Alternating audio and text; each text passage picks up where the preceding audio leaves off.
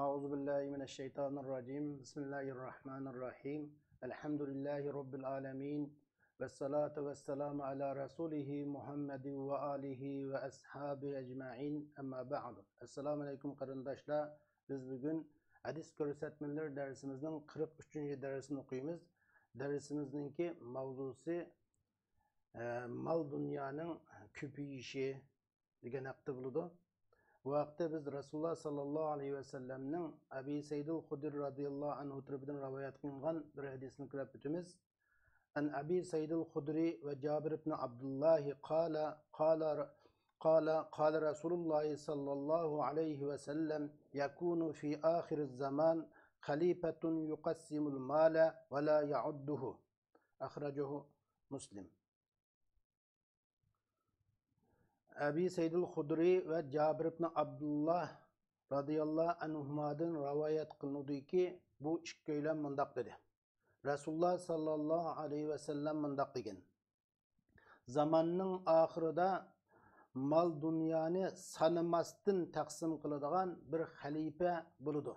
Yani kıyamet buluşunun aldıda mal dünyanı sanımay taksim kılıdığan bir halife meydan kılıdı.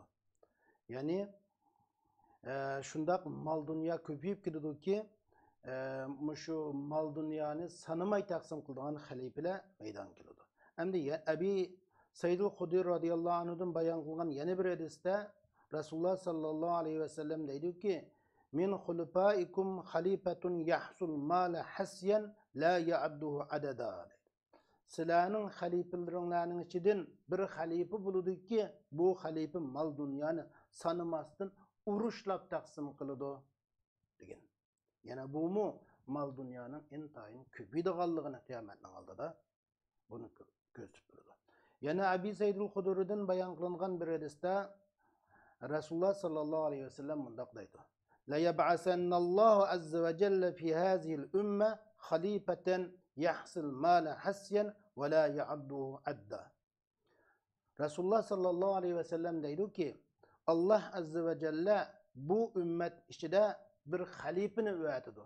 Bu halife mal dünyanı uruşlap taksim kılıdı ve onu sanap beğenmeydi degen.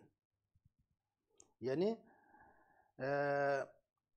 muşu hadislerden kuruluş buldu ki kıyametin aldıda zamanның ahırda iktisatның ne kadar köpüyüp gidiğallığını kurulalayımız.